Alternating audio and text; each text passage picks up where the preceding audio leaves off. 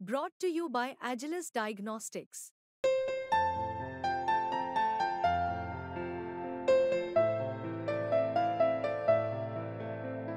Agilus Diagnostics. हमारी भाषा लोक भाषा की छौंक के कारण समृद्ध हुई है।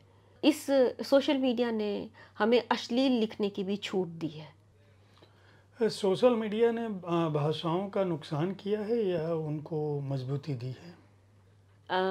मुझे लगता है कि एक ढंग से अगर यदि हम देखें तो हमारी भाषा लोक भाषा की छौंक के कारण समृद्ध हुई है, लेकिन जो अश्लीलता है उसको कहीं से भी आप नैतिकता की श्रेणी में तो मान नहीं सकते। तो इस सोशल मीडिया ने हमें अश्लील लिखने की भी छूट दी है। पोर्नोग्राफिक जो लेखन है वो भी हुआ है, और इससे अगर हम किसी बच्चे से कहते हैं कि तुम अशुद्ध लिख रहे हो, तो अब वो ये जवाब देता है कि बहुत लोग मुझसे ज़्यादा अशुद्ध लिखते हैं, उनके लिए आपका क्या कहना है।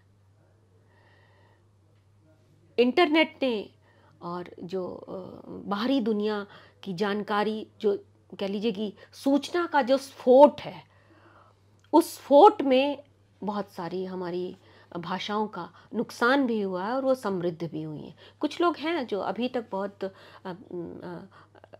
भाषा का इस्तेमाल सोच समझ के करते हैं, लेकिन कुछ लोग अपनी लोक से संपृक्ति का हवाला देते हुए वो अशुद्ध भाषा भी बोलते हैं, और इसमें वो गालियों का और अपमान सूचक शब्दों का भी प्रयोग काफ़ी कर रहे हैं, ऐसा देखने में आया है। इसलिए मैं ये मानती हूँ कि सोशल मीडिया पर भी किसी न किसी तरह का भाषा को लेकर नियंत्रण ज़रूर होना चाहिए, कि हम अपनी अगली पीढ़ी को कम से कम हम गालियाँ और इस तरह के अपमान सूचक शब्दों को विरासत में तो ना ही दे करके जाएं। बहुत सारा हमारा प्राचीन साहित्य, संस्कृत साहित्य, पाली साहित्य, ऐसा साहित्य है हमारे पास जिनको कि पढ़ करके हम रोज़ एनरिच हो सकते हैं, लेकिन हम नहीं होते। हम में से कितने लोगों ने महाभारत पढ़ी होगी? हमारी पीढ़ी में पढ़ी भी है, तो हमारे बाद की पीढ़ी की उसमें रुचि बहुत कम हो गई है। इसलिए दूसरी अच्छी बात ये हुई है कि इन भाषाओं के प्रचार प्रसार से समाज विज्ञान जो है वो अब, जैसे उसका अनुवाद हिंदी में बहुत कुछ होने लगा है। प्रतिमान एक पत्रिका आपने देखी होगी जो CSDS से निकलती है, वो शानदार है। वो लोग समाज विज्ञान को हिंदी में प्रस्तुत करने का वो एक मानीखेज काम कर रहे हैं बहुत सालों से।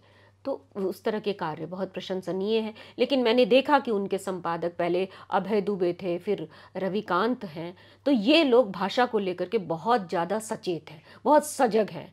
एक एक शब्द का प्रयोग, एक एक जो अर्धविराम, पूर्ण विराम, इनका प्रयोग वो सोच समझ करके कर रहे हैं। यानी कि भाषा की स्तरीयता को बरकरार रखने के लिए निरंतर वो कोशिश कर रहे हैं।